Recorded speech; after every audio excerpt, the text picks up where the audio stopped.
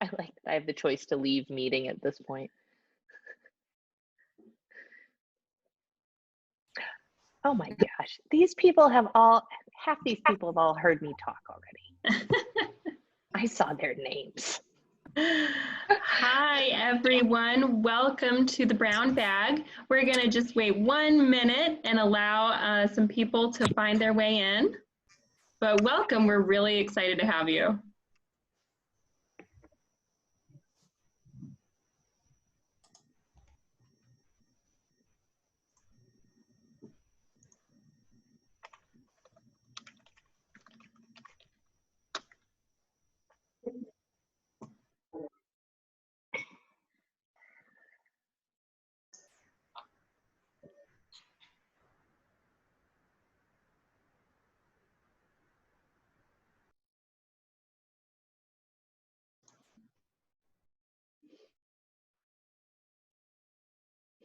Okay, I think we'll go ahead and get started.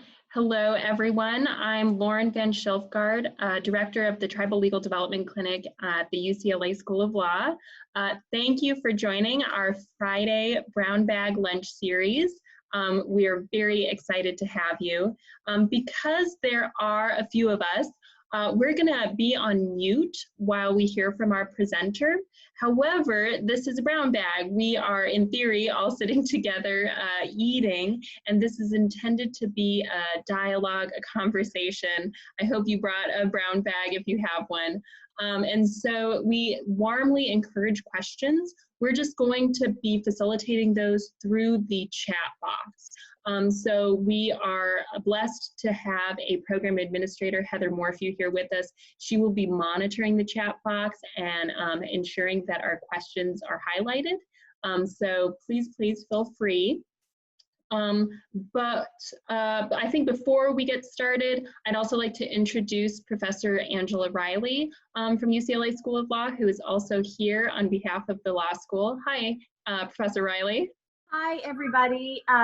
So nice to see you all here. Thank you for joining us, and thank you so much to Lauren for organizing this series, which has turned out to be really, really exciting, and we have such amazing people showing up, and thank you so much, Kate, for being here and talking about the Indian Child Welfare Act. So I'm really excited to have you all, and I'll put myself back on mute now, but I'm really looking forward to hearing the presentation. Thanks for being here. Yes, thank you. And with that, I would love to turn it over to our star for the day, Catherine Fort at the Michigan State University College of Law. Kate is indisputably a ICWA expert around the country, and if for no other reason, she is very vocal about highlighting the importance of ICWA and the ongoing and ever-changing challenges facing compliance and implementation of the Act. And so we'd like to turn it over to Kate and basically hear whatever you think we should be hearing as it pertains to ICWA. Okay. It does feel like this week people have come back to work on ICWA, and I don't mean that for the people. There are people on this call I know who have been doing ICWA work for their tribes. I just mean that it feels like this is the week people started calling me again. So I'm not sure what that means for all our work. I'm a little informal today. I told Lauren when we scheduled this, my family was not yet the beneficiary of furlough Fridays. So my husband works for the state, and he is furloughed every Friday for the summer. So we are very lucky to have a place to come up north. So we come up here. So I believe I have kicked all the children out of the house and that they are not going to come through, but I'm making no promises on interruptions, which I feel like is the caveat of every Zoom presentation of people with kids now. And I also didn't prepare anything super specific because it was a brown bag, but I really love that it was a brown bag because it's not something that I would normally probably get to travel across the country to do, even though it would be awesome, obviously, to come out there. So to be able to do it this way is fantastic. So I can see the chat. I know Heather is watching the chat too, but I can see it as well. And so if there's questions as we go, you should interrupt me. Part of the issue is we have a real mixed bag of people on here on the ICWA stuff. So Lauren said to just start with a little bit about what ICWA is and then sort of what's going on right now. So I'm going to do a super high, 30,000 feet overview of the law. And so if you have any questions or concerns, I'm so glad to see everyone. But if you're a student and you're here for the brown bag and you have a question, you're who I want to hear from. I love all the rest of you. But just, tell me if you have questions or, want to know how to do, why do ICWA, right? If you're going to become a practitioner. So obviously, the Indian Child Welfare Act was passed in 1978. It's a federal law. It was the result of, frankly, decades of lobbying and policy work, primarily by Native women, which is just a really cool history to read if you haven't. Margaret Jacobs' book on this issue, I like her. There's parts of that book that are not my favorite, but the parts that talk about the history of ICWA and how ICWA came about, and really focuses on the women, particularly in the Plains and the Northwest, who did a lot of the work, both convincing tribal leaders of its importance and going and convincing Congress of its importance, is a really,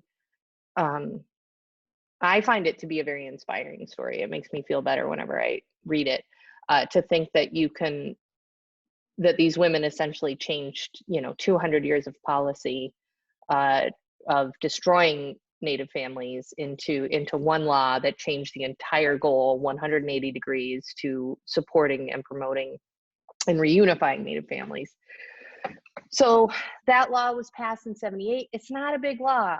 And the thing that I always say about it is, when I go and talk to state workers or state attorneys, they want like however many years of colonialism solved by this 14-page law.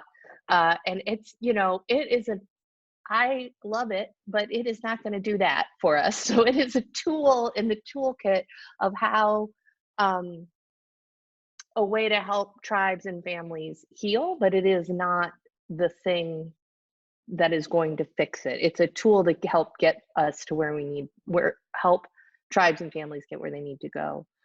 I think the coolest thing about ICWA is that it's one of the very earliest federal child welfare laws.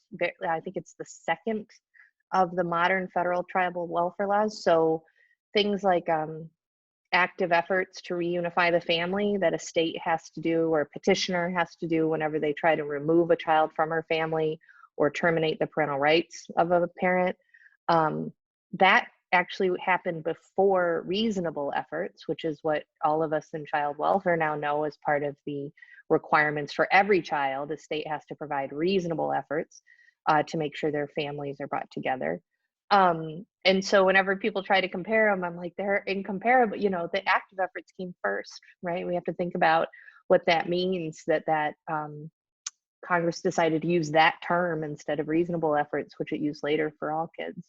So I think there's a lot of areas. I think an area that's very confusing and we spend a lot of time talking about is this area of the qualified expert witness, which is a thing where the petitioner or the state who's trying to put a child in foster care or terminate parental rights, that person has to provide a witness, preferably from the child's tribe, saying essentially, yeah, this child should not be at home. This child does need to go into foster care.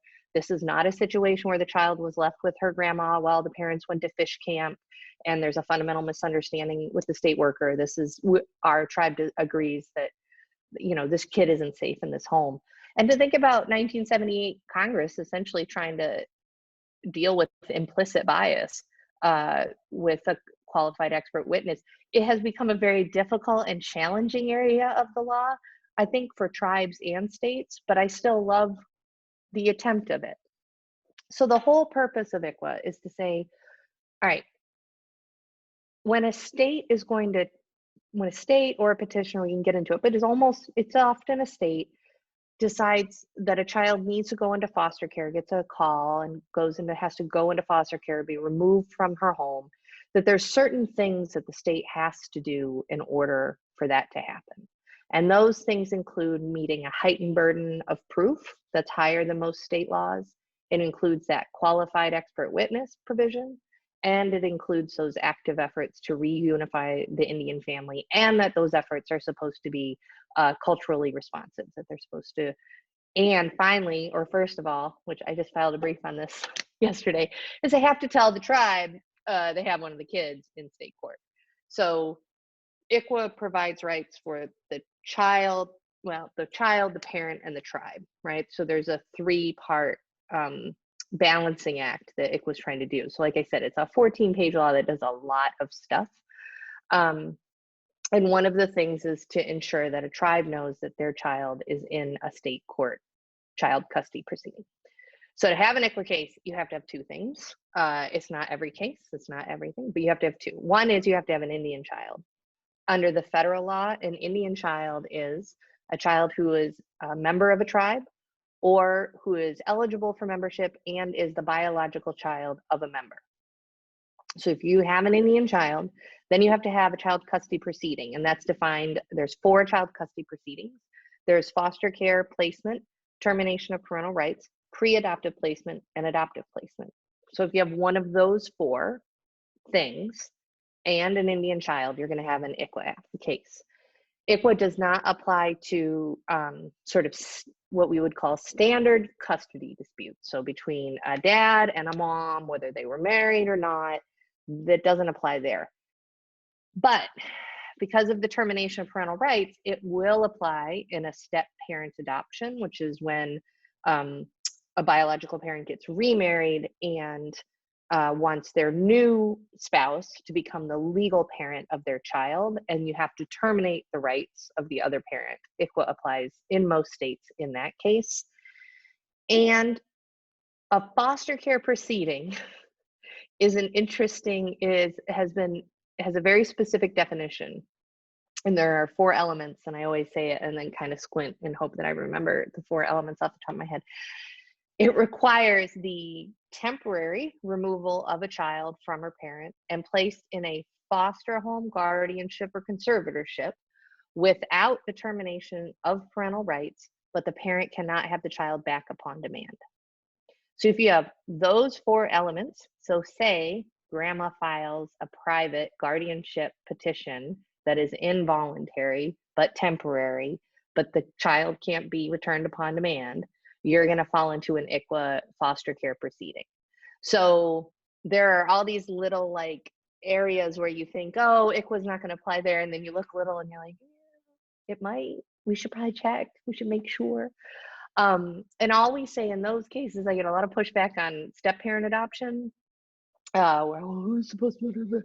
There's 2 cases that have dealt with this that give a lot of good examples about how a biological parent could provide the active efforts and the things that a court would need to do, the findings, right? The heightened burden, the qualified expert witness, and the active efforts. And in fact, the case that I worked very closely on, which was a Washington case in Ray TAW, there was it went down and said, no, ICWA applies to these step-parent adoptions, and it went down in the biodata, appealed it back up, and it's an unpublished decision, but lists all the things that mom did and that the tribe did that met ICWA's, and in that case, WICWA, which we'll talk about, standards in order to terminate dad's parental rights. So you have to have an Indian child, you have to have a child custody proceeding, and then once that happens, then you have an ICWA case. Again, the very high level overview is the state has to notify the tribe. The tribe has 3 options. It doesn't have to do anything. It can take the notice and tell the state that the child is an Indian child, tell the state the child isn't an Indian child, or sometimes they're not able to respond at all for whatever reason. Say your child welfare unit's totally shut down because of a global pandemic, for example. The tribe can say, yep, that's one of our children and we would like to intervene in the case. And that is, in a vast majority of tribes, a tribal social worker calling in and monitoring the hearings of a case. In a few tribes with the resources, they have their ICWA attorney sign in, which is just a really excellent way to do it because state court is pretty adversarial. Or the third option is that the tribe can move to transfer the case to tribal court. If you have an ICWA case and the child is not living on the reservation or Indian country, the state and the tribe have concurrent jurisdiction, but presumptively tribal. So if the tribe asks or a parent asks to transfer a case to tribal court, the law says that the state shall transfer the case absent good cause to the contrary, which is, as you might imagine, where we get into a lot of litigation. So if the case gets transferred, then it goes to tribal court, and of course, ICWA does not apply in tribal court. ICWA is a remediation statute for state courts. It's not tribal law. Tribal law applies in tribal courts. If the case stays in state court, then all of the things that I was talking about, the heightened burdens and active efforts and qualified expert witnesses, and have to be proven in state court. In addition to that, and the part that gets a lot of attention, are the placement preferences, which is the provision that requires the state court to go the other way. I told you at least one interruption from a child. State court to place a child either in there's two sets of placement preferences. There's a foster care placement preference and there's an adoptive placement preference. The foster care placement preference is with a member of the child's family, foster home identified, approved of, or licensed by the Indian child's tribe. An Indian family licensed by another agency, read an Indian family licensed by a state agency, or, which is very rarely used, essentially a group home that is run by the child's tribe. For adoption placements, it's a member of the child's extended family, a member of the child's tribe, or another native family. And foster care, extended family is always the first. And I forgot it on that one when I said foster care. Extended family, if you can place a child within her family, then that's first for, frankly, that's first for any child in a child welfare proceeding across the country. It's required by a different federal law, but we seem to forget that when we're talking about ICWA cases. So those are the placement preferences. And then the other provision of the placement preferences is that tribes can reorder the placement preferences by tribal resolution. And the state is supposed to follow the tribe's order in those cases. ICWA provides for full faith and credit to the all tribal court orders surrounding a child, and also provides that if a child is considered a ward of the tribal court, so say the tribe has already exercised jurisdiction over a child, that they continue to have that exclusive jurisdiction over the child with some case law caveats. So everything I'm telling you is just the really basic, this is what 25 USC 1901 that this is just what the law says. The goal, as the Supreme Court told us in the leading case, the first case that interpreted ICWA, is that there should be uniformity in enforcement and uniformity in interpretation of the law across the several states. There is not a lot of uniformity. There is some, but depending on what state you're in, it's going to be different. So case law drives this a lot. And the other piece that's really important that I get very involved in is state ICWA laws. Note, we have 63 participants. I'm still going to say it even though it's being recorded. If you want to know if someone's an adoption attorney, they call these laws mini ICWAs. I get super offended because we worked really hard at them and they're not small and they're not mini, and they are really good state ICWA laws. So if you hear someone say, oh, the mini ICWA says this, you've got an adoption attorney. That's what they call them at Quad A, at the Adoption Attorney Association. State ICWA laws run the gamut from a provision of law in the state law that says you shall follow ICWA when there's an Indian child, to what I call comprehensive state ICWA laws. And there are 8 or 9 comprehensive ones. And those are ones where it essentially takes all of ICWA and puts it into state law and makes it specific to that state. So some language might be different.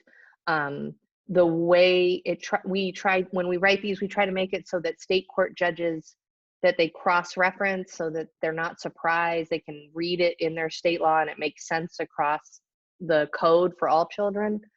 The ones that, again, I hate saying there's 8 and then trying to number them, but Michigan, Wisconsin, and Minnesota, Oklahoma, Iowa, Nebraska, Washington, Oregon, and Washington, California, all have comprehensive state ICWA laws. I'm pretty sure I'm missing at least one. Oregon did a beautiful one that I have posted online. I also edit Turtle Talk. We didn't say that. I also edit Turtle Talk, which is an Indian law blog. You can get to it at turtletalk.blog, I think. If you just Google Turtle Talk. And I have a page for all the state ICWA laws, and I've put Oregon's up there because I think it was really important.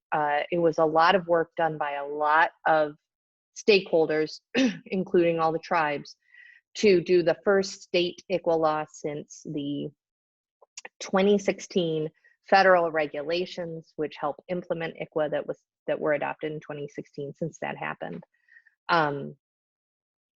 because because the Oregon Republicans don't believe in climate change, no one voted on it in the Senate. So it passed the House and didn't pass the Senate, and they left. So it didn't get passed. It was this close. So it's all drafted and ready to go. And hopefully the next time the legislators decide that they can do their job and not be big babies, we'll have an Oregon ICWA law, which would be awesome. State ICWA laws are really useful for covering holes that ICWA, you're talking about Congress in 1978, right? This was an amazing forward-looking law, but it just simply could not possibly predict the way our child welfare system is 40 years later. And so things, for example, I have a case right now that's all about the question of when a court has reason to know there's an Indian child involved in a case. And ICWA says, if a court knows or has reason to know there's an Indian child in a child custody proceeding, it shall send notice to the tribe via registered mail return receipt requested. The Washington Indian Child Welfare Act says, if a court knows or has reason to know an Indian child is or may be involved in a child custody proceeding, it shall send notice via, right? Or maybe has turned out to be a really important piece of the case we're working on, where a mom testified to her tribe, her village, and gave information on where to find her grandma who was enrolled. And the court at the very first hearing found that there was no reason to know an Indian child was involved because the mom couldn't demonstrate that she herself was enrolled in the tribe. So we've been using this state ICWA law to say, look, it's not that you know or even have to have reason to know mom's enrolled. It says know or reason to know a child is or may be an Indian child. The other great example for state courts, and then I'm going to stop at the half hour and give Lauren an opportunity to redirect me into things she'd rather me talk about. But this is where my brain is today on ICWA. The other really great piece of state ICWA laws that is very useful have to do in the transfer to tribal court case. And I saw Mandy log on here. So there's at least one in-house attorney who knows where I'm going with this story. ICWA says under 1911B that a state court shall transfer a foster care proceeding or termination of parental rights proceeding, contrary, subject to good cause. It is silent on adoptive proceeding and pre-adoptive proceeding. And that has proven to be a sticking point for many tribes, particularly tribes that have that don't have the resources to say transfer every case that comes to them, or they have a citizen child who lives in another state or in another part of the state that's a long ways away. When you have a foster care proceeding, the goal is reunification. You may not want to transfer the jurisdiction and essentially transfer that case across the state. Maybe the tribe doesn't have the resources to give the family the services it would need to reunify. But if termination happens and we get to adoption, tribes often want to be the ones making the decisions about the sort of final adoption of this child for all sorts of, for many, many reasons. Not the least of which is a lot of times when kids are adopted in state court, we just lose track of them because there's no post-adoption. In very few states are there post-adoption enforceable orders. So one tribe I work with always was like, look, if you're going to adopt this child and give this child a new last name, can you please let us know so we can make sure they're enrolled properly at the tribe? And they're gone. And sometimes they do and sometimes they don't. If you do it in tribal court, you've got it, right? You can do everything you need in tribal court to make sure we know where the kid is.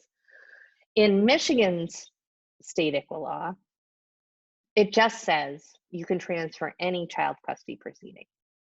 And I know, you're like, Kate, isn't the spirit and purpose of ICWA to give tribes the right to decide these things? And I'm like, yes. And I've written multiple briefs to that point and have lost twice on this, and wasn't even a part of the one that won, which was In Re MS in Oklahoma, which is a brilliant case. And the Puyallup tribe won that transfer case. But in both Minnesota and in Arizona to a lesser extent, and then just recently again in Minnesota in a Court of Appeals case, they say, ICWA says you can't transfer what we call post-termination proceedings. So after a parent's rights have been terminated to their child, transferring those cases to tribal court and exercising tribal court jurisdiction gets infinitely more difficult, even though it should not. And so if you have a state ICWA law that just says, look, the jurisdiction is such that they can transfer any child custody provision, we haven't had any issues in Michigan, right? Like our tribes have been able to transfer whenever they like.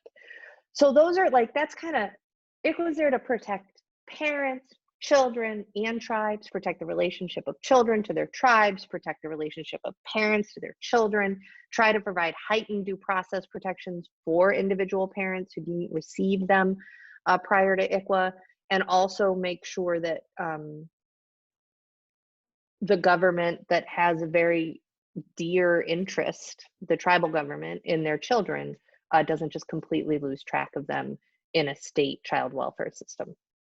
So that's a general overview. It was a little loose. Thank you, Kate. No, that was great. There are so many different directions that we could go. And so I want to re-invite people if you have questions. But sticking sort of loosely to your theme that, since ICWA was passed with this idea that we want to have a uniform treatment of American Indian children, and the outcome has definitely been state-based. I think even in some states, maybe county by county, court by court. And the federal government was silent for an extremely long time after they had passed ICWA until we finally got these regulations. So I wonder if you could talk a little bit about what that process looked like to get something said from the federal government, and what, if anything, that has changed. That's so hard. This is a really hard time, right? Like, this week has been brutal. And going back and remembering a different administration is sort of heartbreaking right now. But yeah, I can talk about that. So in 2013, all of you know the case, although you might not know the date. So in 2013, adoptive couple versus baby girl came down from the U.S. Supreme Court and essentially ordered Dustin Brown to give his child back to the Capabiancos who had been trying to adopt her. That decision, I think remains one of the most, you can go anywhere in an Indian country and people know the Baby Veronica case. There's just that everybody remembers that case. And I think, and I know that after that happened, there was a question out of the Obama administration about sort of what can we do to strengthen ICWA, to make ICWA better. And I want to be clear, it comes out of the Obama administration, but it comes from a lot of pressure from tribal leaders and tribal activists and people that were in that administration who were tribal citizens who were saying, this is just an unacceptable and untenable result from this case. And so they sent around a Dear leader letter and said, what would you like us to do about ICWA? And we were all like, hey, it's been 30 years. It's so good to see you. And so a lot of tribes wrote back. I think Angela's on here. I know I saw Chris. There was a law professor letter that I was very involved in. And we wrote that just kind of, the law professor letter really highlighted, and this is why this is an area I know, really highlighted the differences in the states. Like, hey, this is what, you had these guidelines in 1979. This is how they interpret the guidelines. They actually they are important. States cite to them, but it's kind of all over the place.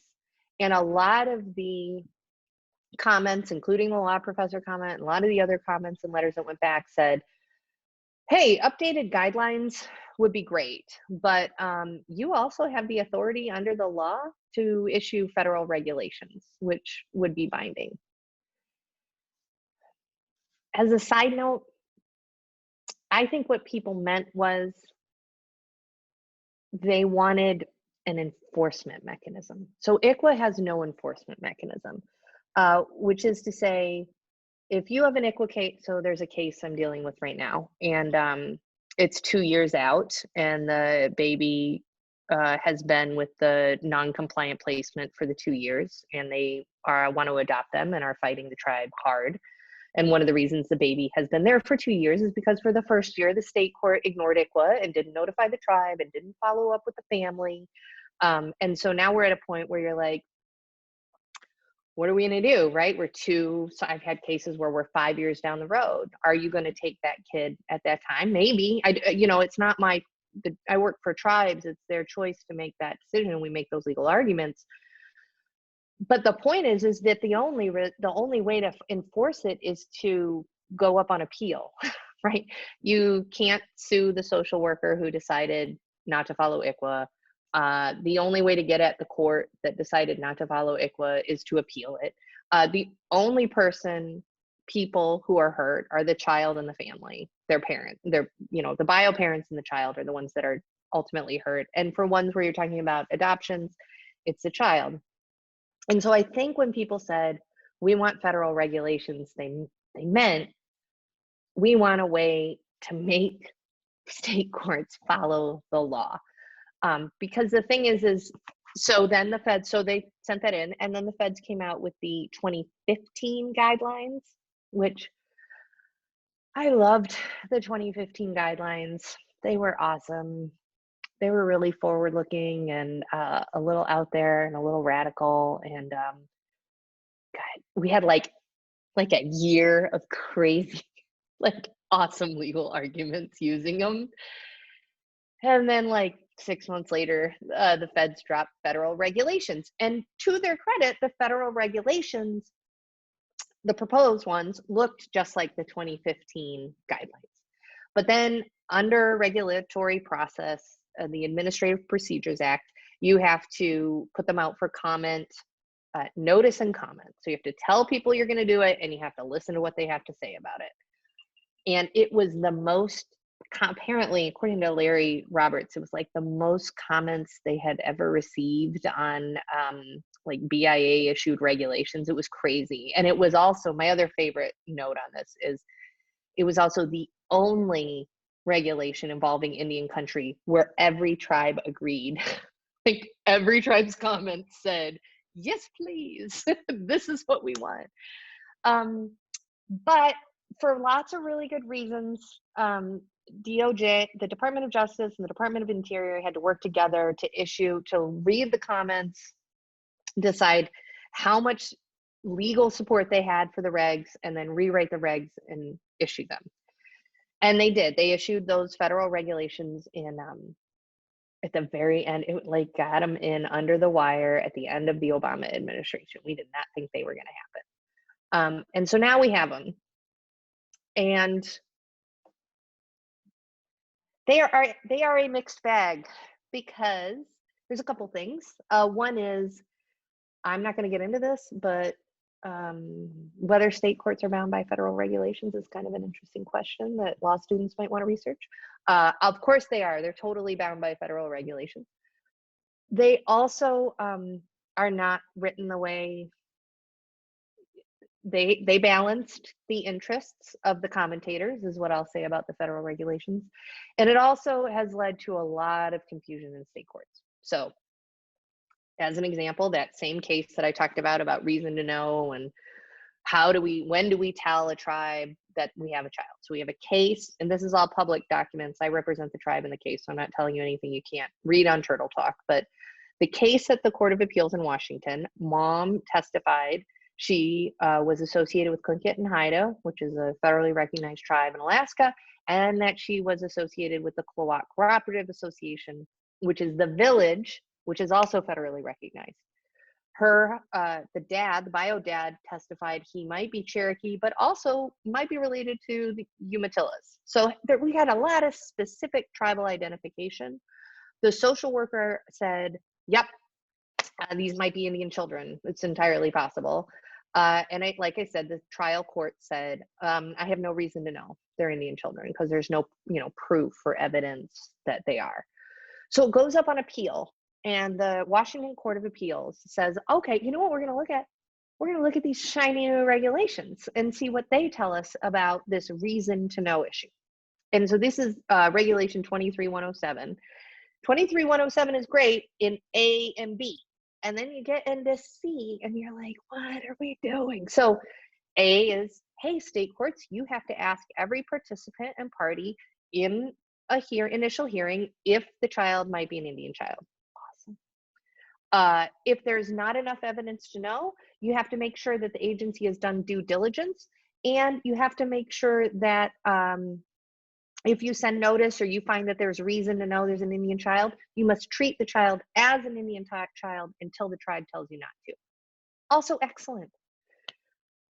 107C says, here are 5 reasons why you might have reason to know that there's an Indian child. And the court's like, look, it says that people have to say there's an Indian child, or there has to be information indicating there's an Indian child. And, if mom's not enrolled, then you can't have an Indian child, because the definition of Indian child says a member or the biological child of a member. And if neither the child or the mom are members, then we can't have an Indian child. So you can't have information indicating there's an Indian child. And the regulations say this is how we have to do it. That's a problem. If you have a mom come in and say, I am from the Tlingit and Haida tribes of Alaska, and I am from the Klowat Cooperative Association in Cloaca, Alaska, that is literally the best you're going to get. Like, you cannot get, like, unless someone came in with their enrollment card, was like, here's my card. Like, you're not going to get better testimony at what we call a shelter care or initial hearing, right?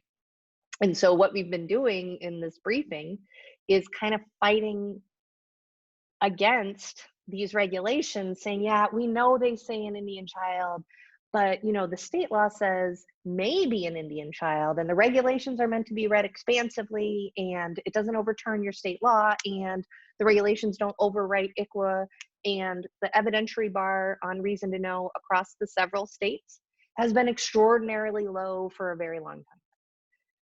So, and the regulations don't have an enforcement mechanism. So if you want to get the regulations enforced, you're still in the same boat. You have to appeal, and you need lawyers, and it's a big pain in the butt. So it was great. I think what actually was the best part of that, and I see the question in chat, which will lead us to the last thing Lauren wanted us to talk about anyway. So I think I'll just, as a note, and knock wood, if we survive the next 8 months and manage to change things, the thing that I think the Obama administration did that was even more beneficial it was a mixed bag, but I think was more beneficial, is they started tracking high profile Ucla cases. And by tracking, I mean, they would call me and say, like, what's going on? And then I'd be like, here's what you need to know. But they would file amicus briefs. And when you have the federal government filing an amicus brief saying, hey, Ucla, no, we meant what we said, that's a very big deal. It didn't always work. The courts didn't always buy it, but it showed a level of support that tribes and Ucla practitioners virtually never get, right? And I don't know if they're out there. I do miss those DOJ attorneys, those guys I used to talk to on the regular. They were really great. and they learned a lot about ICWA really fast. Oh. Well, this question does get at what I'm hoping we can spend our last 15 minutes on. So, I mean, what I'm hearing is that a lot of people spend a lot of time and energy trying to figure out how they don't have to abide by ICWA. And for a lot of states, that has meant wiggling around certain provisions, whether it's the statute or now the regulations. It appears that there is a different tactic rearing its head, and that is arguing that ICWA shouldn't exist at all because it's unconstitutional. Can you tell us a little bit about the Okay, can you still hear me? Because Lauren, can people give me a thumbs up? Lauren went, okay, great, thanks, I see you. Lauren froze. I think she wanted me to say, let's talk about the Brackeen decision. Thank you. Yeah, so the second part of the story of the Fed saying, hey, ICWA means what we say it means, is a bunch of attorneys got together and were like, well, then we better get rid of ICWA. And they claim they don't work together, but they all end up on the same briefing. It would be like me saying, oh, I don't work with the NARF attorneys. We don't work together. And yet we're on all the same briefing, right? Like, you're clearly working together. So there's a crew of attorneys. Some are adoption attorneys. Some were involved in the baby girl case, who have been bringing constitutional questions against ICWA. And this has been going on since 2015. So those 2015 guidelines hit and we had our first federal case. And then we had like 3 federal cases in 3 months get filed. None of them have gone anywhere.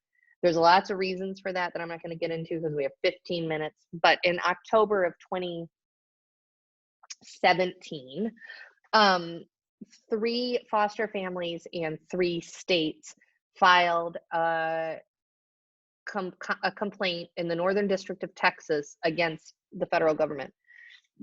And the result of that, so what that meant was that they claimed a couple of different things, but they mostly claimed that ICWA is unconstitutional on the basis of race, that it violates the equal protection claim, and essentially just completely ignored if you're in federal Indian law and you're like, that doesn't sound right. I learned that citizenship is about political relationship and not a racial. You're actually correct.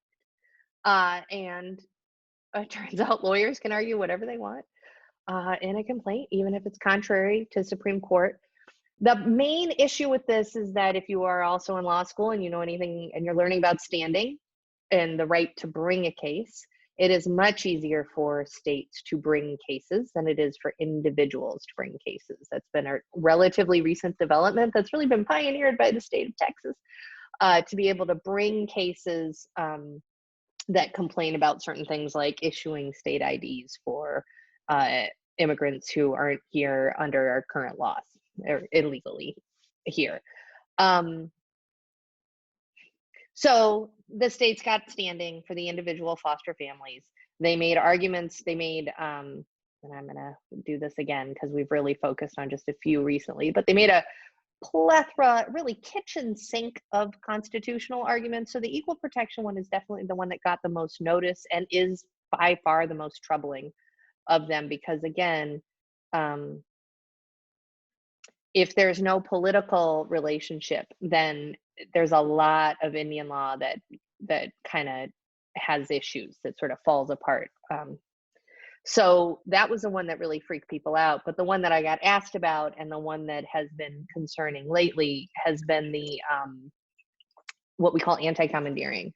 So very quickly,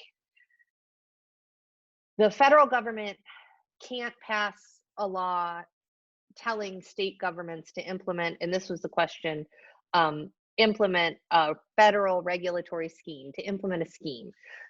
So they can't say, hey, states, you have to do X, Y, and Z, and we're not giving you any money for it, and that's what we're going to do. Sometimes that's commandeering, and sometimes that's preemption.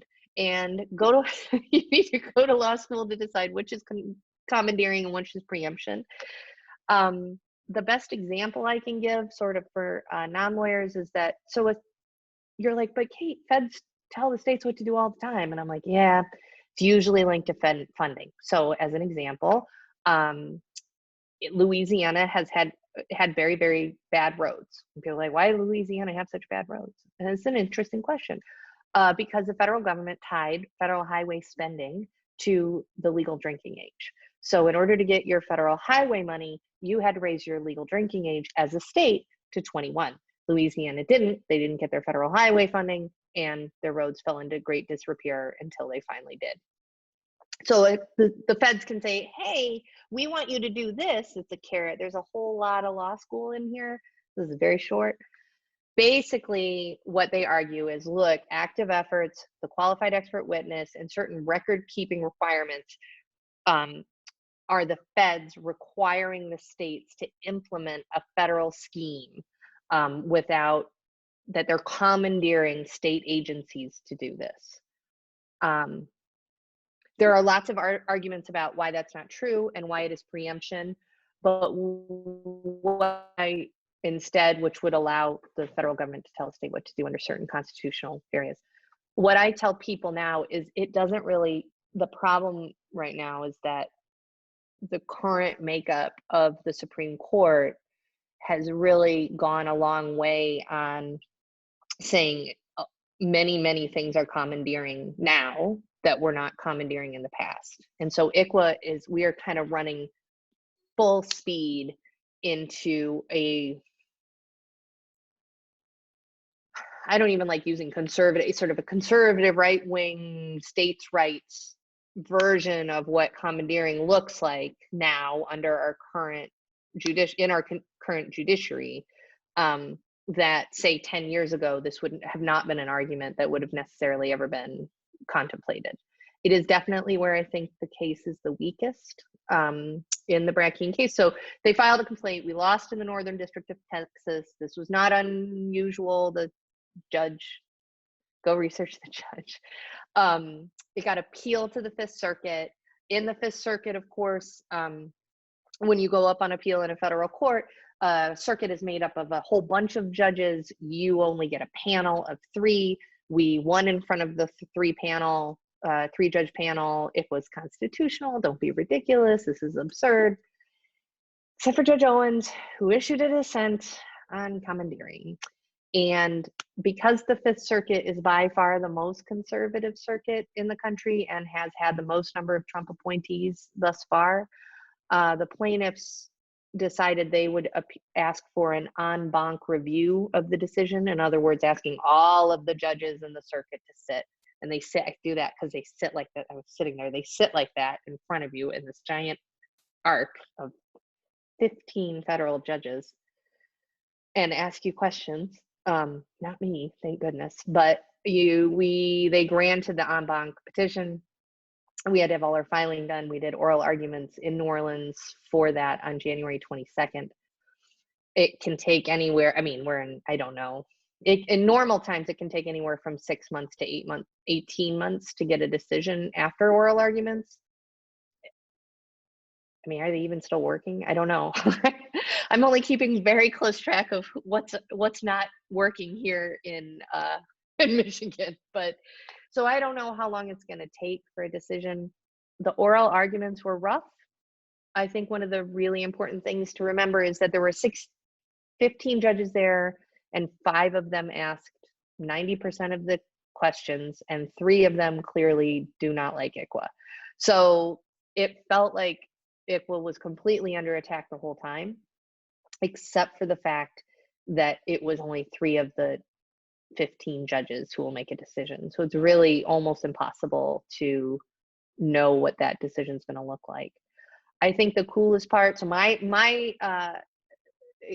involvement in the case is that when the case was filed, we had individual foster families and states suing the federal government over the constitutionality of what some might argue is the most important federal Indian law out there, and there were no tribes involved. So I worked with Cherokee Nation, and we identified a law firm, and we identified and reached out to a number of other tribes, and 3 other tribes decided to join Cherokee Nation. So Cherokee Nation Quinault Indian Nation, Oneida Nation, and the Morongo Band of Mission Indians came together as a coalition and intervened as a party in the case.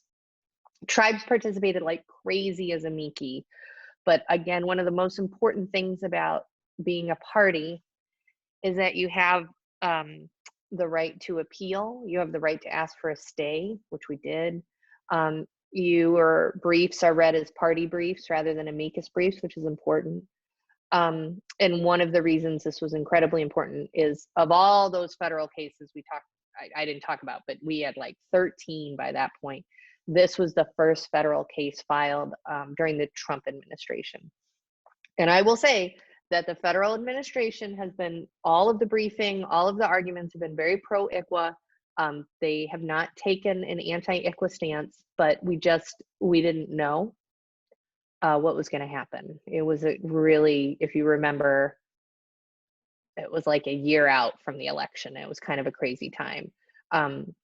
So those tribes really stepped up, and I mean, so I co-represent them with attorneys at Kilpatrick Townsend's, Adam Charnas, Keith Harper, and until recently, Larry Roberts and Venus McGee Prince. So that is the Brackeen case and kind of where we are, and I am worried about it.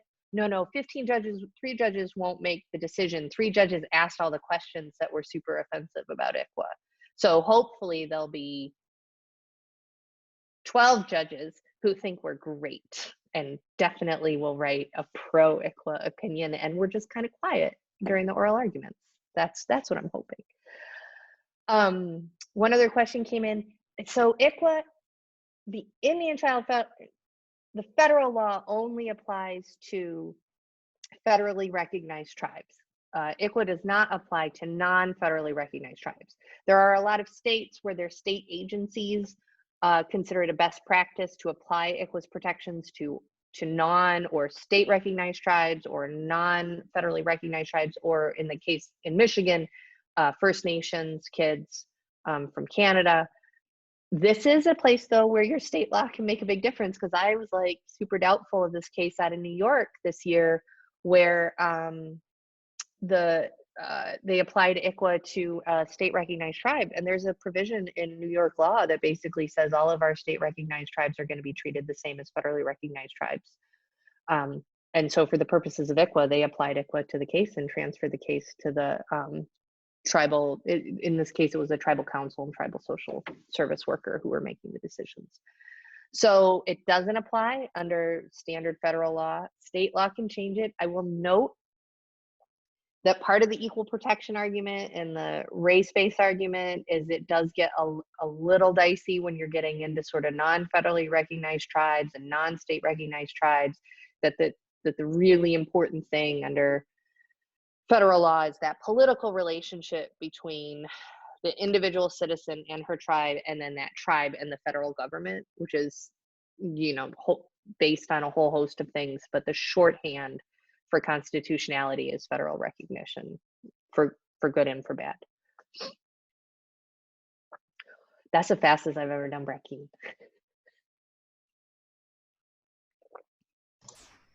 Yeah, no kidding. One thing I just wanted to note about Brackeen was the amici, the incredible coalition of tribes that came together. What seemed like an unprecedented effort, but it was almost all of the tribes that came together in support of that, which, you know, for a rough case and a rough courthouse, that was really inspiring. It was really great. And we got a majority of the states, which was there was a huge state attorneys general brief that had, by the end, 27 states on it saying this actually isn't commandeering and it was fine, which is just massive at the time. I'm looking at the other questions. What would be the best process to push for particular states to apply ICWA to state recognized tribes? I think your best bet is to go through sort of tribal state agency groups. So social workers are going to be the best place where that happens, where you get the protections of ICWA. You may not get the letter of the law, but you're looking essentially at involving the tribe, keeping the kid with their families or placed with their extended families, making sure they have culturally appropriate services, and making sure, again, that the tribe is involved, so that maybe you don't have an official qualified expert witness testimony, but maybe you're able to bring an elder from the tribe, and you're able to have that person testify about the tribe and why it's so important.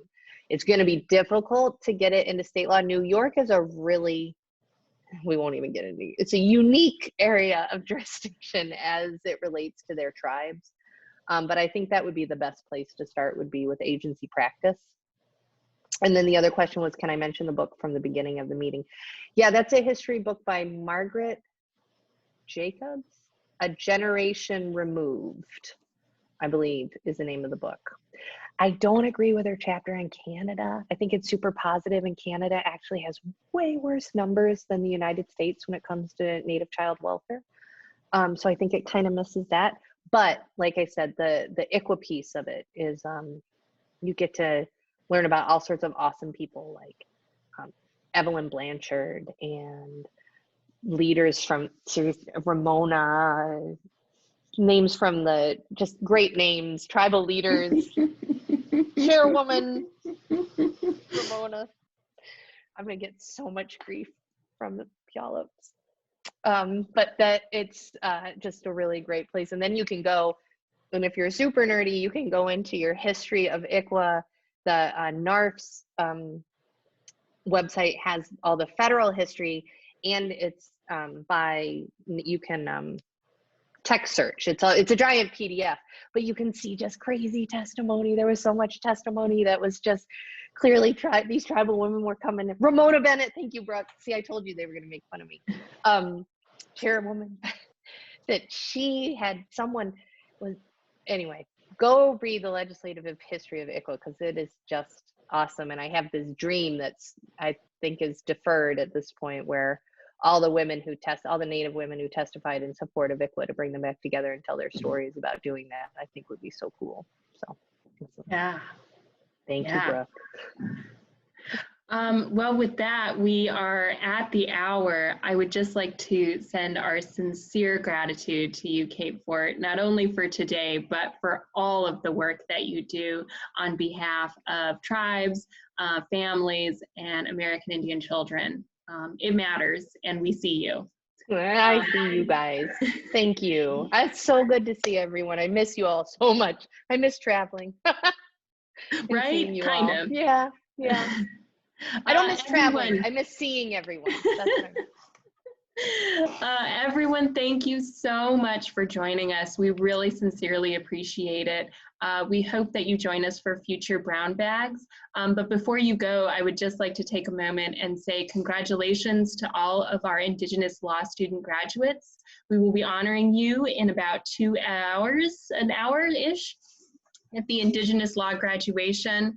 We are so sorry we can't be honoring you in a proper in-person way, but we're excited to do that virtually. Everyone is invited to join us. There'll be a live stream on YouTube hosted by the National American Indian Court Judges Association. And so with that, happy brown bag. Kate, thank you, thank you, thank you. Thank you. You can come in now. See you later. Bye. Bye, everyone. Bye-bye.